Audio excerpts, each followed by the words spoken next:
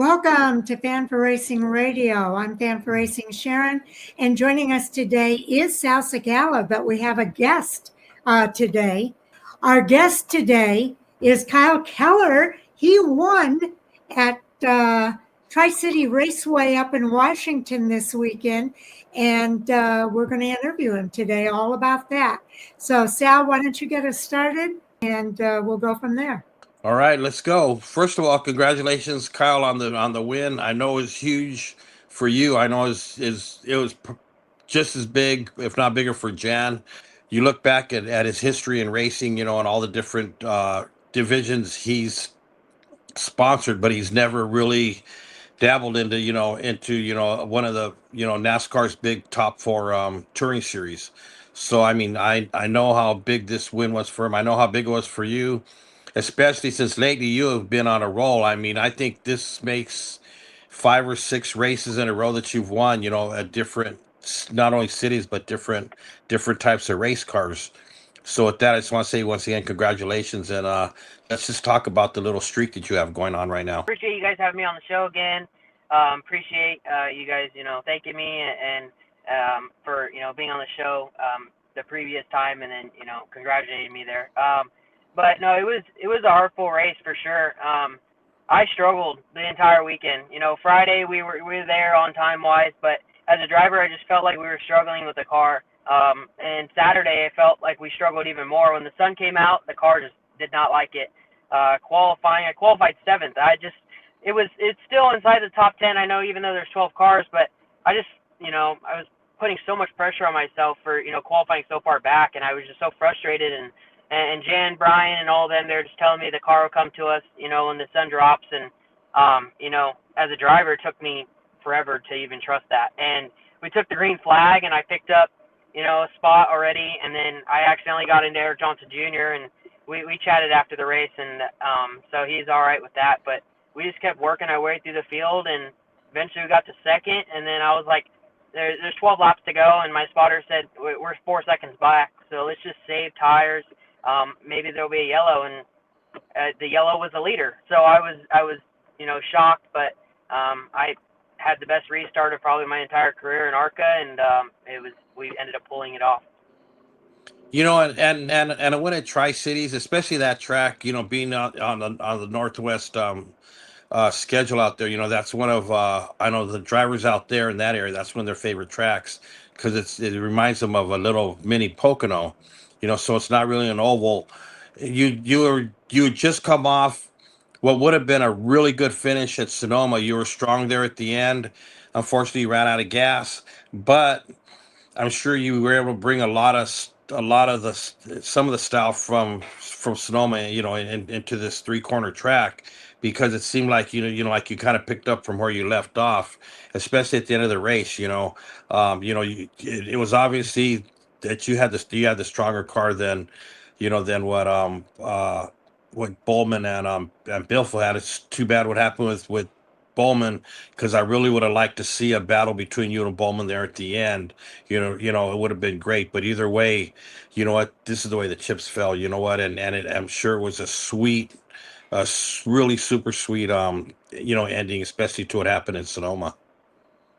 Yeah, Sonoma definitely didn't go out on our favor, but we showed our talents as a team at Sonoma to run against all the back east guys, and we were running down third, right? Third was right there in front of me.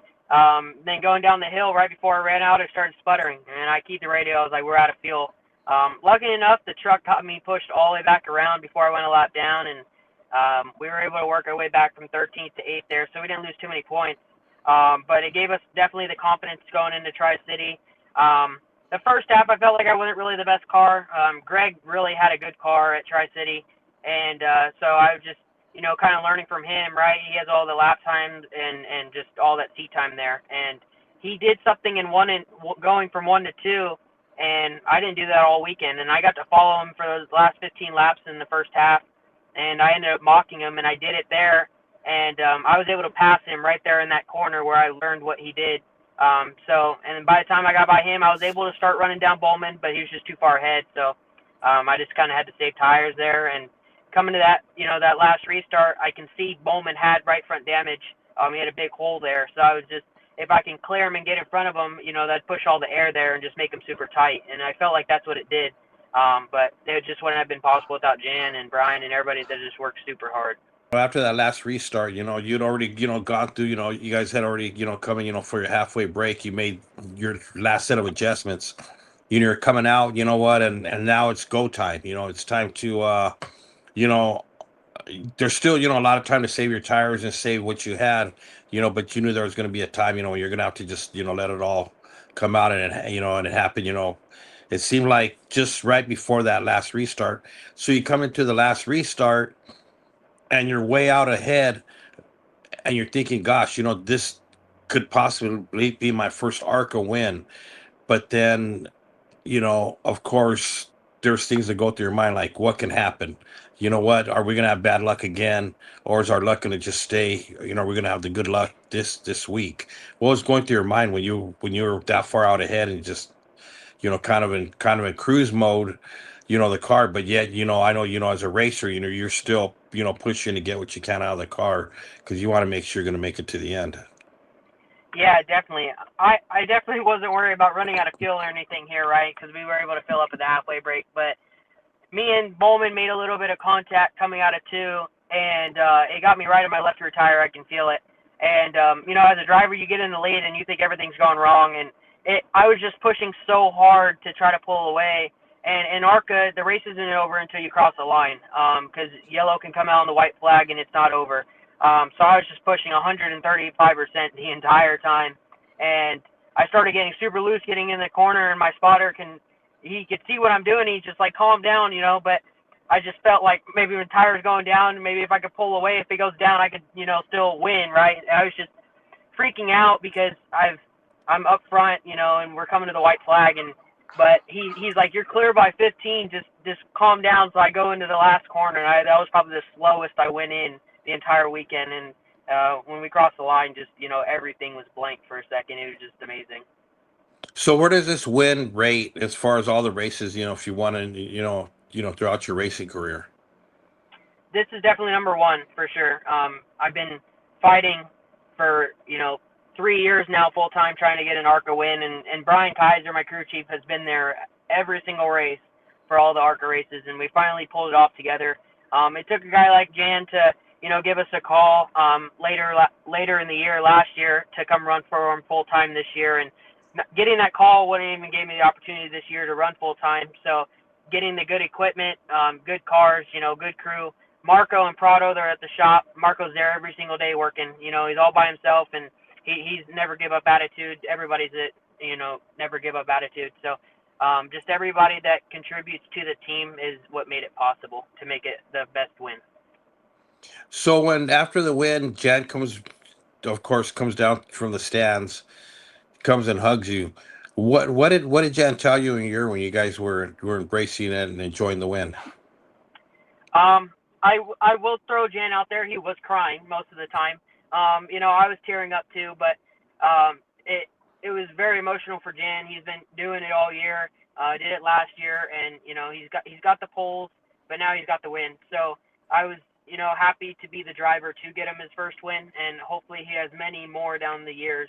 And it was very emotional for everybody on the team. My crew chief was crying. Everybody was crying. It was just very emotional. He works super hard. I don't see any other owners out there that do fiberglass in their cars and everything like that. He doesn't ever give up. But everybody contributes to the team, and that's why he's always appreciative of everybody, because everybody has their part in the team and nobody gives up. So then comes the father and son moment. I mean, I know your dad he is just so super supportive of all your racing, everything, that you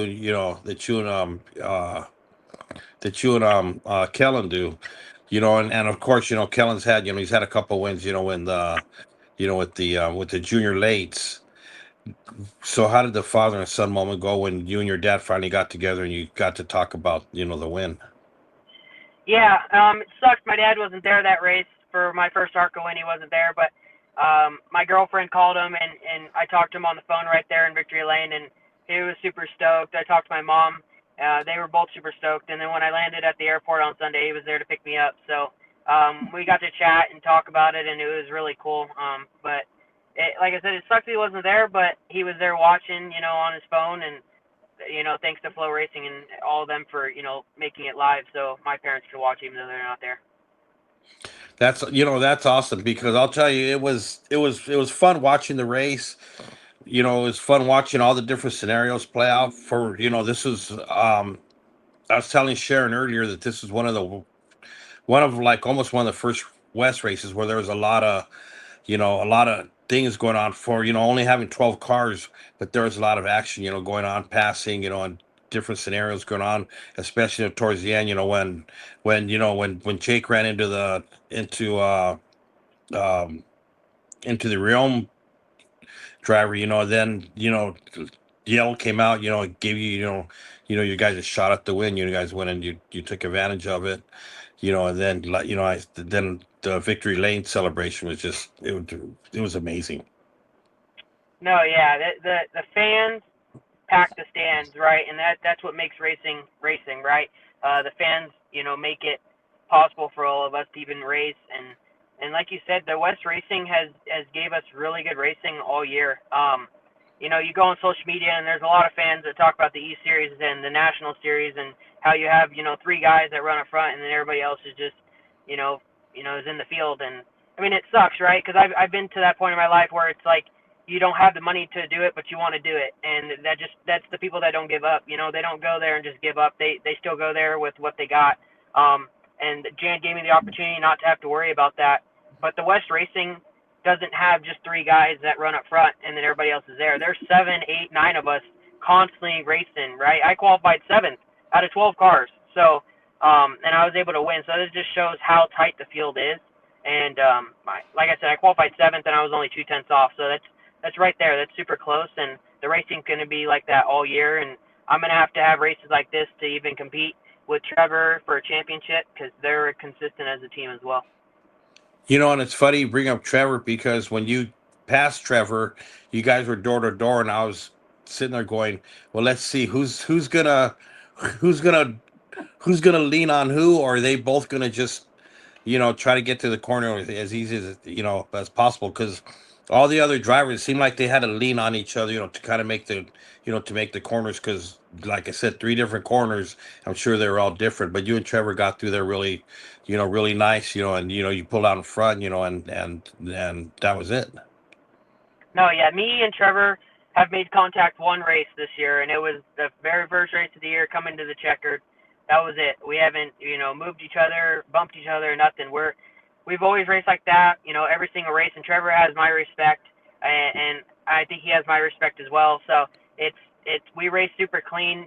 They're like a teammate with us. Like I say, they're our teammates, but they just have a blue car instead of a yellow car. Schrader lives right there. Like you say, him and Jane go to lunch all the time. So they always have Taco Tuesday together, and they're like teammates to us. And I moved up to second in points now, so we get to pit right next to each other again, and it'll be pretty cool. Instead of it being a 2-car team, it'll be a 3-car team. Awesome. And with that, I know Sharon has some questions for you, so I'll pass it over to Sharon. Well, I know this was a very emotional win. The video I want to see is the one of your mom and dad watching you win that race. I bet they were very thrilled about it, and I know you've covered that already. But you're going to be you're only 7 points out now from first place. I think that's one of the closest we've had all season long. So you're going to Portland next. How are you feeling about Portland, and how are you preparing? Simulator time. Jan was able to acquire a simulator, and we're able to sit there and run Portland and practice. We showed our strength at Sonoma, like I said, and going to Portland, it's not as technical as Sonoma. It's flat. It's an even surface of for racing, so it's definitely gonna be easier to attack going there. And Trevor's gonna be fast. He's always fast going to Portland, but being able to have the sim time in practice, just trying different lines, seeing which way is gonna help the rotation of the car better and everything like that, definitely helps. But going there, having notes from Sonoma. When we went to Sonoma, we had no notes on the car yet. Now my crew chief has notes of the car and what we can change and everything like that. So I think we'll be able to attack the the racing a lot better than Sonoma, and we should be able to come out there pretty good. Okay. Well, you did all right at Sonoma until the gas thing. So I'm looking for big things there. What about the rest of the season? When you look at the rest of the season, what's circled on your calendar? I definitely have Madeira and Vegas circled. Grew up racing Vegas my entire life. I have a lot of laps at the bullring, and I finished in the top 5 every single time I've raced an ARCA race there. So I feel very confident going to Vegas. Madeira, I've won the biggest race there twice. So I feel super confident. I'm going back with the car that I raced last year.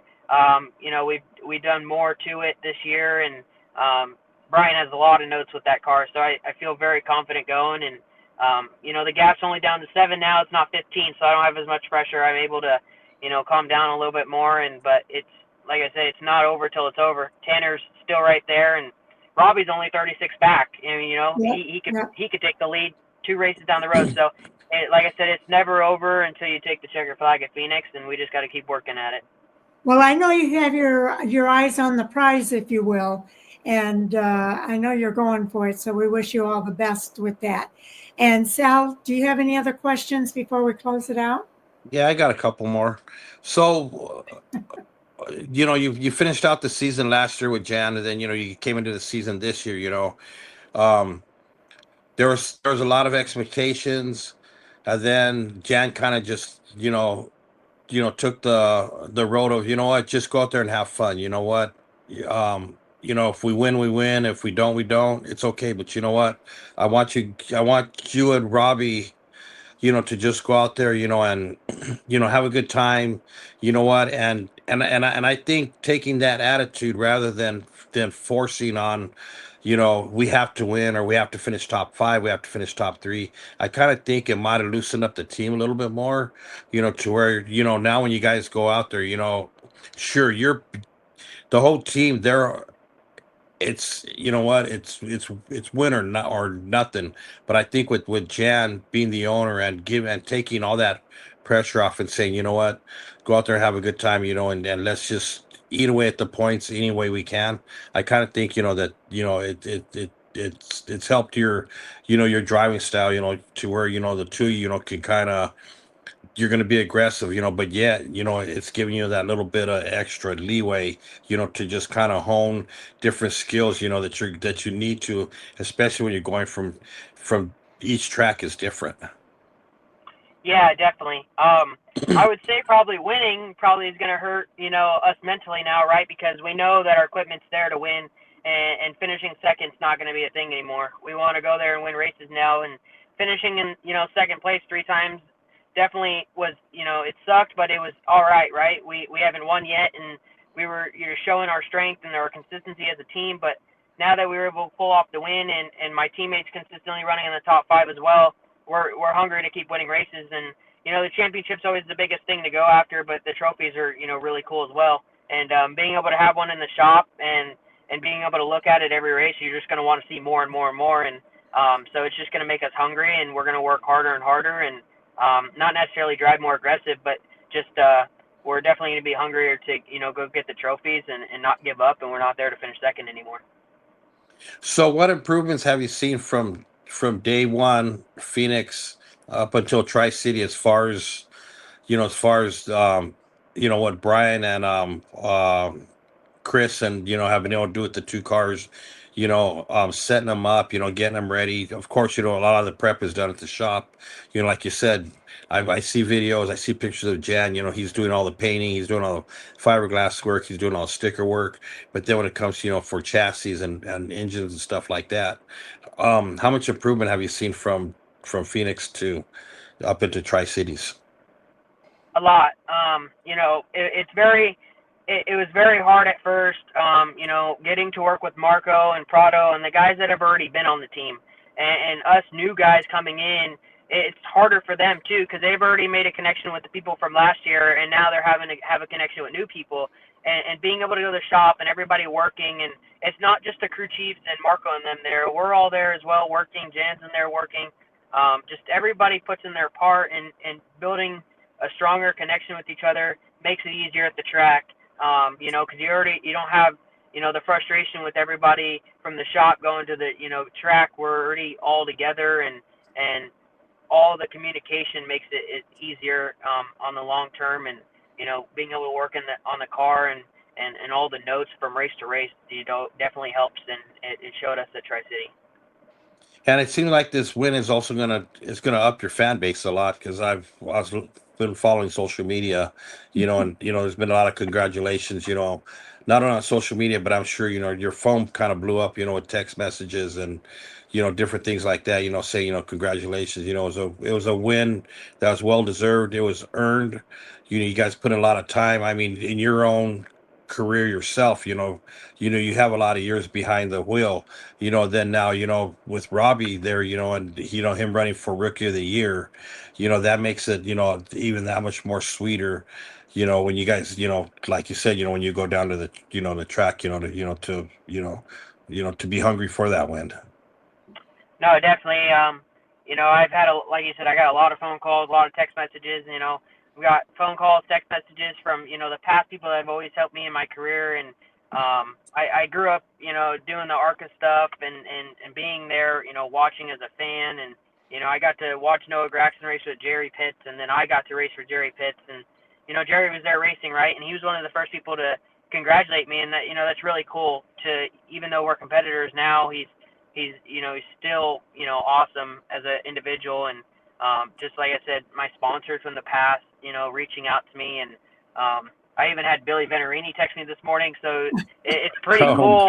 Yeah. I don't even have Billy's phone number, and he reached out to me, so it's cool that there's that many people, especially from the East Coast, watching us West Coast guys, and that definitely gives you a confidence boost that there's those big guys out there, because he's a big ARCA owner, and it's pretty cool to have those people paying attention to our team, and it definitely shows how strong we were. Yeah. Well, with that, Kyle, I just want to say congratulations again. It was great to see you guys get into victory lane. I know there's probably more wins coming up. You're going to be hitting a couple of your favorite tracks. Best of luck the rest of the season. Hopefully I can get out there and get some photos of you guys. And with that, I'm going to turn it over to Sharon. Okay. Kyle, again, congratulations to you on your victory. Everybody was so excited to see that happen for you. Last year, you had 3 different team owners that you worked with. And so I know it was a relief for you when Jan came forward and said he'd sponsor, work with you for the full year. Before you go, though, let's make sure people know what your social media handles are, and give us any shout outs that we haven't covered already. Yeah, so Kyle_Keller12 on both X and Instagram, and then just Kyle Keller on Facebook, and then my racing page, Kyle Keller Racing. But for this win, it wouldn't have been possible without, the people in my entire racing career, and to even get me noticed by Jan and teams like this. Battleborn Racing, Steve Bohannon, my manager that passed away, and Bohannon Family Trust, All-Star Towing, Dennis Rock, Swift Springs, Argus Construction. Just everybody has a small part in my racing career. Like I said, Jerry Pitts for being there for me, and Central Coast helping me last year, and Fran partnering with us with the KKM deal last year was awesome. And Jan's Towing, Jan's Racing, they're giving me an awesome opportunity this year, and just everybody that works super hard. Brian, BC, Marco, Prado, Greeny, Keith, Aiden Kaiser, the Keneally brothers, Mike McIntyre, just everybody that makes this possible to be able to go to the track and compete for wins. And you just got to thank Mike, Bill, and Dennis from Sunrise Sport. They're right now they're getting Robbie's road course car that wrecked back together, and that one's probably going to make Portland. So that was a really hard wreck, but those guys are a big part of our success as well. And just everybody has a small part in my success, and I always have to thank them. Even if I get to cup these, they're going to always be thanked. Okay. Well, we'll be continuing to watch and hope for the best. And I think we've got a lot to look forward to for the remainder of this season. So we thank you for coming on and sharing your thoughts with us. And we can't wait for the next time. Awesome. Thank you for having me. Thanks. Always a pleasure. Okay, Kyle, you take care, and we'll see you at Portland, I guess. Thank you. Okay. Okay. Take care now.